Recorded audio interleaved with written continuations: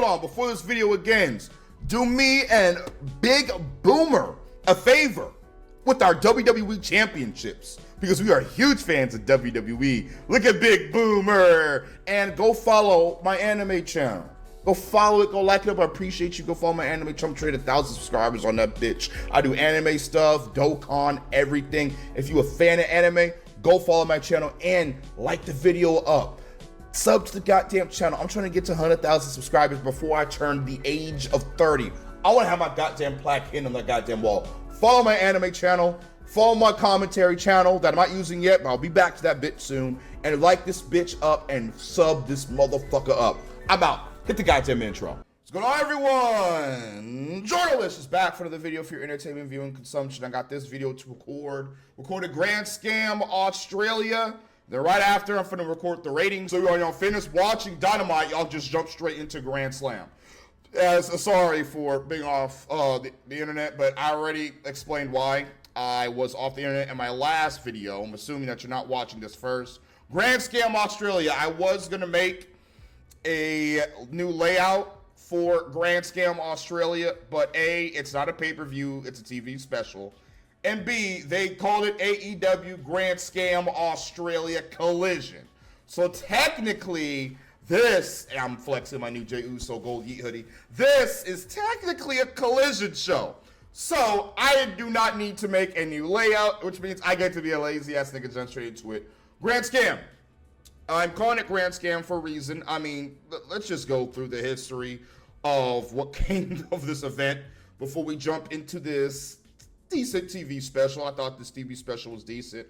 I enjoyed it more than their last two pay-per-views. I think this is better than both World's End and Full Gear, this Grand Scam pay-per-view. So it was supposed to be in a huge stadium. Didn't sell out well because AEW as a product is cold. We're going to get to that in the ratings. We're going to get to that because I got a lot to say in the upcoming ratings video.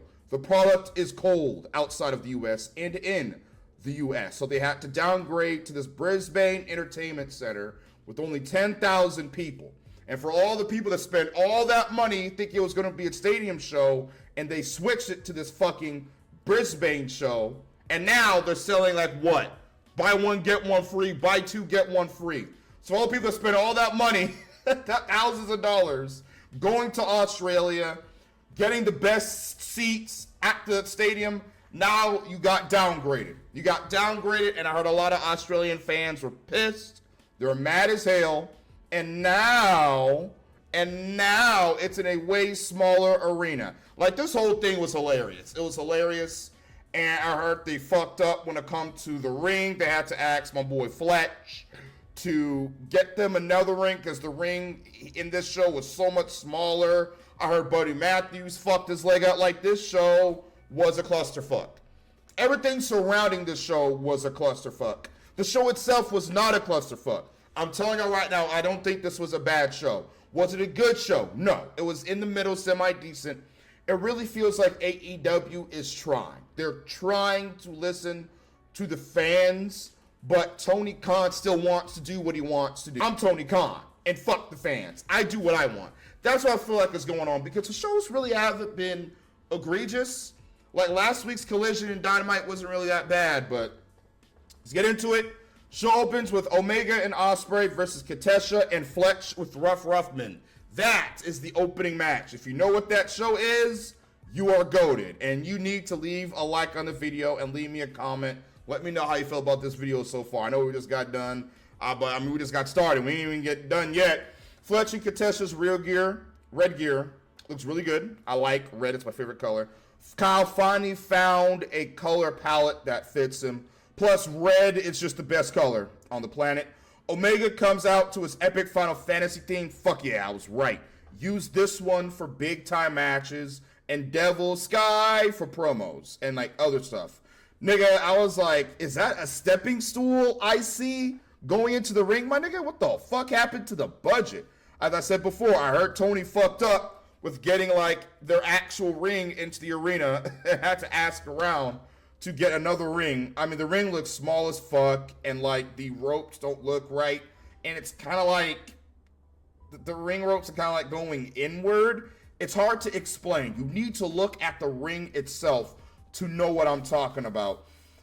Phallus gets on commentary, Sally. Kyle and Will do those shitty fucking rapid forearm spots to start the match. Fletcher pops a perk yet again. Fletcher comes right back with a shoulder tackle of his own. Whoa, listen to... They both fly onto the Phallus boys. Will does like these shitty kicks to Fletcher.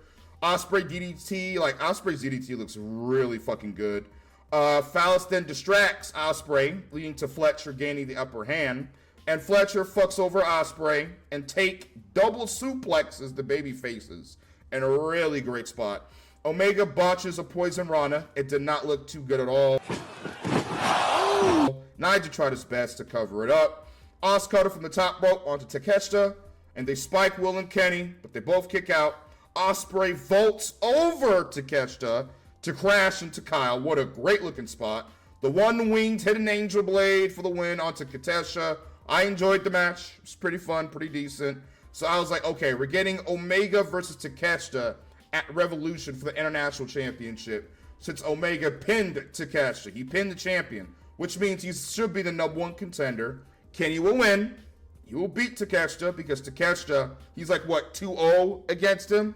He has not beaten Takeshita yet. So he is going to beat Takeshita. He's going to win the International Championship, go into All In at July, and they will unify the International and Continental Championships together into one belt. What the fuck is it going to be called? I have no idea.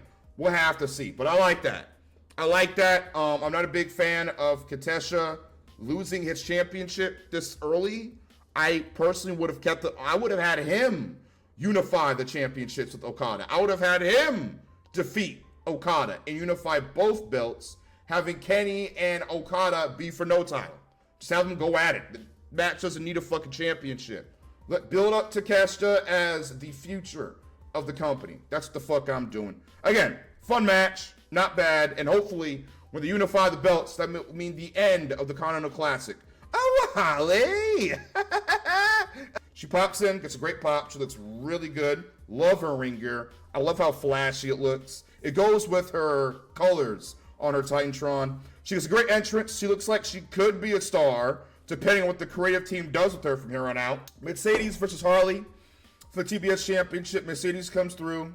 I would skip her entrance. I'm like, her theme fucking sucks. I'm not watching this bullshit. Harley rubs her titties in Mercedes' face.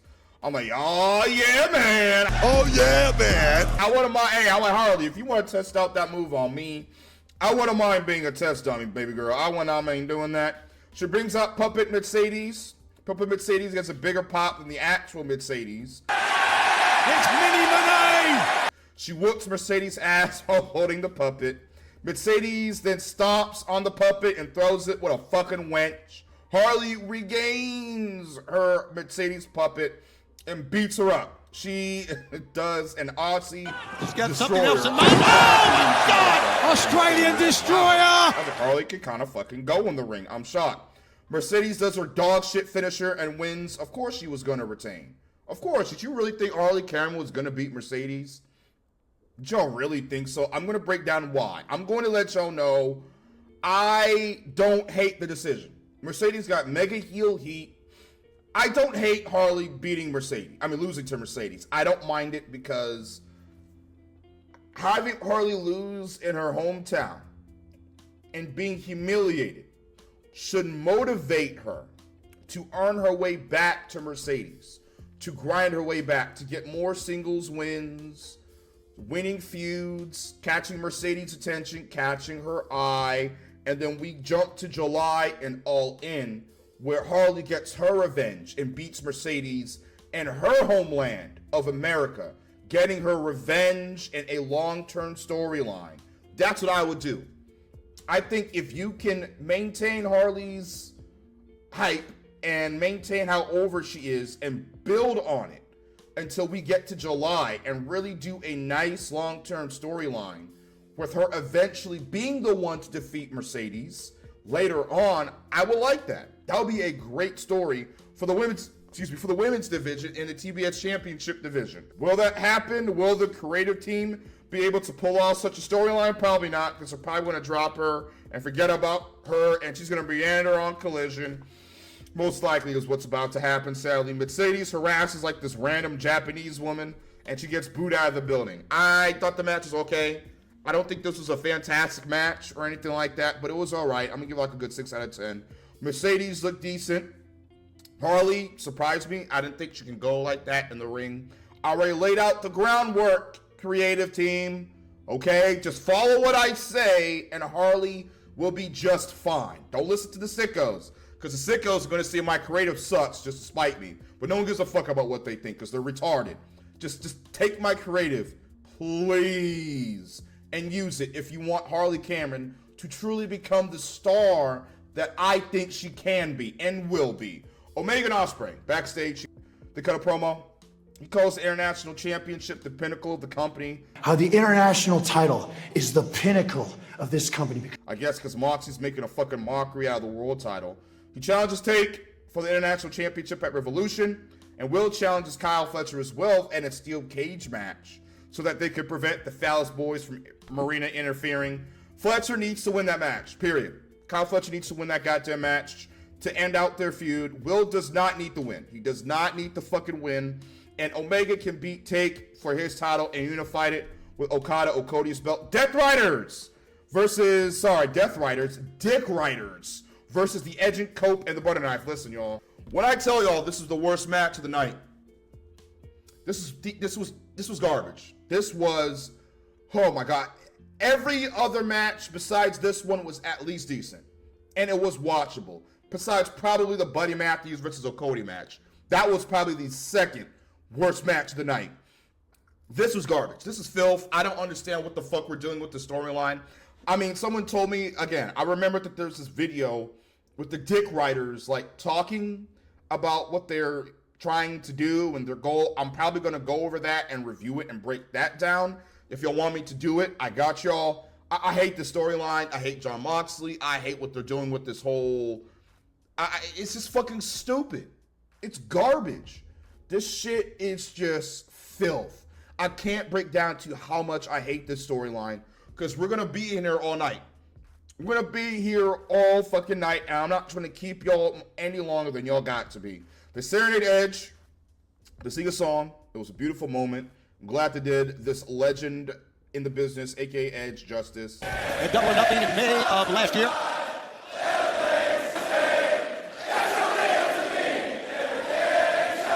I mean, the crowd was already bringing great fucking energy with Edge's entrance. They sung his entire song. The Butter Knife came out. They kind of went crazy for him because, again, he's a native. And then the Dick Riders music starts to no pop. The crowd just died. Exactly, no pop. The minute they came out, I swear to God, they do not care about this shitty fucking gimmick with this shitty fucking music. Ravioli is wearing a shitty looking mask. I was like, what the fuck is this bullshit? They immediately attack the Cock Riders. I'm like, I'm letting this shit play in the background. Since this is a no DQ match, I assume the inmate is going to bleed because he loves these trash indie death matches and I'm tired of them. The Edge and Cope jumps into Ravioli. I was like, man, I wouldn't have done that considering he blew his knee out some months ago. The audience calls Moxley a wanker, and since this match is a DQ, I was thinking to myself, why not have all the Dick Riders out there to destroy the baby faces and end the match in mere minutes? Why not just do that? Marina does what she does best and interferes, and she hits the Coper with the kendo stick. Ravioli puts the coping edge, the table, they swing the Butter Knife into a trash can. Jay Wright lights up the Dick Riders with the kendo stick. Emo Useless comes in to whip Jay Wright, and he just tanks it because Emo Useless is one of the worst wrestlers alive. He Blade Runners his dumbass. Lol, fuck him. He's never going to get over. Stop pushing him. Edge crotches the inmate, and he spears the Ravioli into a table. And then he spears the inmate. Edge gets a chair wrapped in barbed wire. I was like, here we go. Here we go with this deathmatch bullshit. He hits the inmate with it. I was like, fuck it. Just fuck him up. I was like, fuck him up. I don't care. Just beat him up. Useless stops him, and Marina interferes to save her bald daddy. The Dick Riders jump the baby faces, and they are outnumbered. I was like, man, It would be fucking nice if FTR was there to help them against the Inmate. And the Inmate chokes out the Coping Edge in a trash garbage finish to a trash garbage match. Filth. This match didn't even really get going. I don't even think this match was like 15 minutes long. I did not skip through it, y'all. I swear I was on my game, but I was kind of paying attention to it, and it was over like that. I was shocked. I couldn't believe it. I couldn't fucking believe it. What the hell was this match? I can't even tell you what happened because nothing really happened. It was the usual Dick Riders deathmatch bullshit. It didn't even hit a stride or anything. Complete trash finish. He continued to beat up the Coping Edge. The audience was pissed. It's over. Oh, Copeland goes out. The FTR did not come out at all to help them. I don't know where the hell FTR was. The Inmate acts like he's off his pills. The crowd fucking died. That's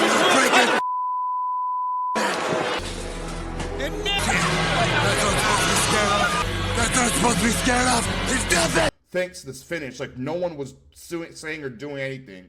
Thank God this wasn't the main event, and the Dick Riders eventually fuck off. 0 out of 10. Garbage match. Garbage. Best part about this match was seeing them sing for Edge. I mean, it was bad. I thought Edge and Jay Wright was going to beat the Dick Riders, right? Leading to Moxley just losing his fucking mind. I wouldn't have had him give Edge the title shot yet. I would have had Edge hold on to that stupid ass briefcase for a little while longer.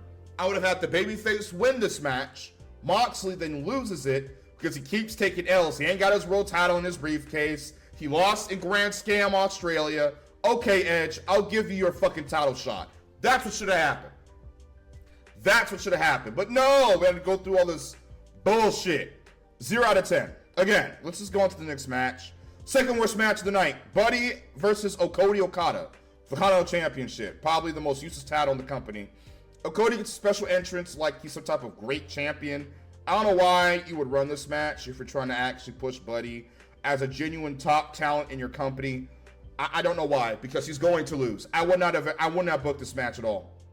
I wouldn't have done this. I would have had Takeshita versus Okada personally on this show and had them unify the titles. That's what I would have done. I don't know why we're just throwing Buddy at the wolves. Buddy is ripped as fuck. He makes Okada look like he's a damn high school gym coach. I hear Buddy fucked his leg up on the shitty ring apron because the ring they got was trash. I hope he's okay. I hope Buddy isn't injured. I hope you're doing all right, brother. I hope you're at home. I hope it's probably just a light, maybe like a light sprain or something like that, and you can easily heal it back up, and you'll be back on the road soon, man. All prayers going out to Buddy Matthews. I hope he heals up fast if he's actually injured. Okada then takes his belt and tries to leave. I was like, wow, Okada is a bitch. He is a whole bitch-ass nigga. Buddy gets on the mic, and he makes him man up to get back to the match. Buddy thankfully kicks out of Okada's Rainmaker. Okada grabs the title to cheat. Buddy's finisher looks fucking incredible. But Okada got his foot on the rope, sadly, and the fans were pissed over that. Oh man, Okada low blows as I predicted he would. Buddy Matthews and Rainmaker's in for the win. What a way to just shit on the match. With another trash finish, the audience was deflated thanks to that bullshit. Garbage. What a trash champion Okada is, and Buddy deserved better. I can't believe that they generally had Buddy Matthews lose to a low blow to Okada. I would not book this match at all. I would not book this match at all whatsoever. This is fucking stupid. The ending was trash, and Okada usually does. All he does is cheat to win. I don't like that shit. So I see we're getting an International Championship series. For what? Nigga, for what? So it's going to be Tangerine Cassidy versus Roderick Strong at Dynamite. The winner of that match will then face Katesha, like with the following Dynamite, I think. And the winner of that match will face Kenny at the pay-per-view. Instead of doing this convoluted bullshit, creative team, just build a feud between Kenny and Katesha. What is up with this stupid, convoluted, you two guys face each other to face the champion, and if the champion wins that match, he gets to face Kenny Omega. Shouldn't Kenny face the winner of Roddy versus Tangerine Cassidy and then he gets to face Takeshita to, I don't know, earn his way there even more? Why would you have Takeshita, the champion, earn his way to face Kenny Omega, who's not the champion? You see, it's dumb shit like this that the creative team has to get rid of. This is hard-coded. This is fucking stupid and a waste of my time because Tony is so late, the creative team is so lazy, they'll rather use matches to build a feud instead of using actual good long-term storytelling and promos. Holy shit. Main event. Oh, thank God. My God, I ain't gotta be here longer than I have to be. Toni Storm versus Mayday. Ah, yes. This is the best match of the night. Probably match of the night for one reason and one reason only. Mayday lost. One of the worst women's champions in the industry is now no longer a champion. And that makes your boy very happy. Mayday gets no pop when she comes out with the fairy fart dust music. Why is the world champion even coming out first? I don't care. It doesn't matter. Because she fucking sucks as a champion. I can't wait for Tony to take that title, nigga. It's time to end this trash reign. Luther comes out as an usher. And Tony comes out with a rocker Tony gimmick theme, but it transitions into her timeless theme. She looks oh so gorgeous. My God, she looks like a literal queen. Nigel says Mayday has raised the prestige of the Women's Championship. Ha! The division is fucking beyond dead with her at the top. It is mandatory for Toni Storm to lead the division. Tony starts beating the hell out of Mayday, takes her into Suplex City. I think she suplexed her like 5-6 times. I was loving it. Again. There's another. Oh, there's five. McDonald's.